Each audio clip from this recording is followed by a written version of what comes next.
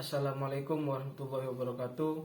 Saya Muhammad Abdul Ghafur, mahasiswa Sekolah Tinggi Ilmu Hukum Jenderal Sudirman Lumajang, akan mempresentasikan tentang hukum dagang, yang mana menjelaskan pemahaman dasar tentang asuransi menurut KUHD dan kedudukannya dalam perdagangan.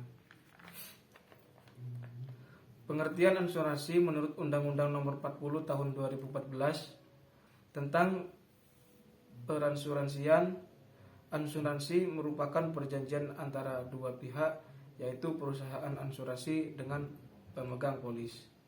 Di dalam pasal 246 Kitab Undang-Undang Hukum Dagang disebut bahwa asuransi atau pertanggungan adalah suatu perjanjian dengan mana seorang penanggung mengikat dirinya kepada seseorang tertanggung dengan menerima sesuatu untuk memberikan pengganti kepadanya karena suatu kerugian, kerusakan atau kehilangan keuntungan yang diharapkan yang mungkin akan diderita karena sesuatu peristiwa yang tak tertentu.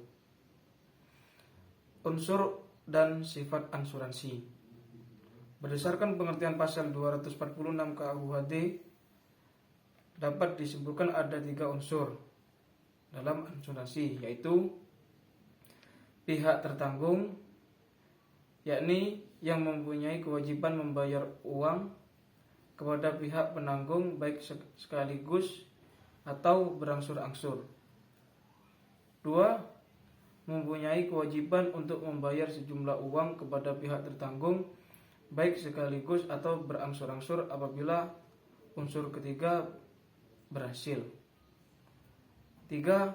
Suatu kejadian yang semula belum jelas atau terjadi.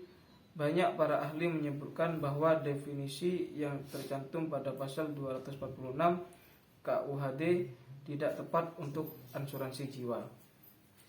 Fungsi dan tujuan asuransi. Fungsi utama asuransi adalah peralihan atau pembagian risiko dan juga sebagai alat untuk mengolah risiko. Asuransi juga memiliki tujuan. Pertama, mengalihkan segala risiko yang ditimbulkan peristiwa-peristiwa yang tidak diharapkan terjadi kepada orang lain yang mengambil risiko untuk mengganti kerugian. Risiko asuransi. Risiko asuransi berkaitan dengan konsep manajemen risiko dalam asuransi. Biasanya dinilai dari segi frekuensi, seberapa sering akan terjadi, dan tingkat kerugian.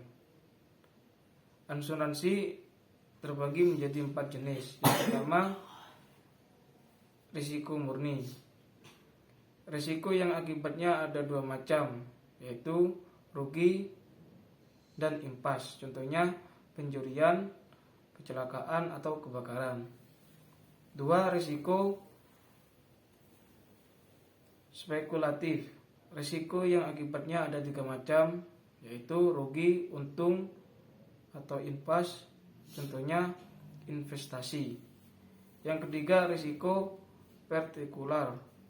Risiko yang berasal dari individu dan dampaknya lokal. Contohnya perawat jatuh dan tabrakan mobil. Yang keempat, risiko fundamental.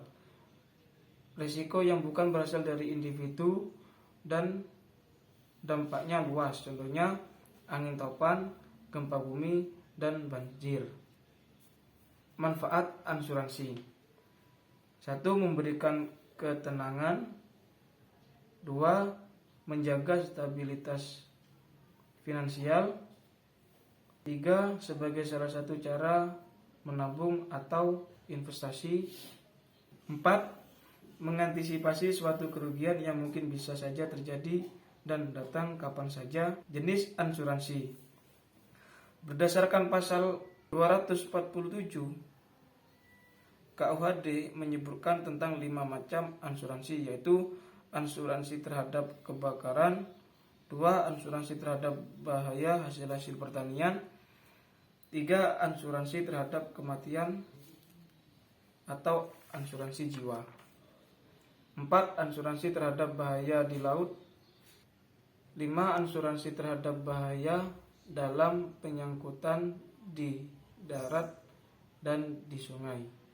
Secara garis besar, asuransi terdiri dari 3 kategori, yaitu asuransi kerugian, asuransi jiwa, dan asuransi sosial. Mungkin itu yang dapat saya jelaskan tentang pemahaman dasar tentang asuransi menurut KUHD dan kedudukannya dalam perdagangan. Assalamualaikum warahmatullahi wabarakatuh.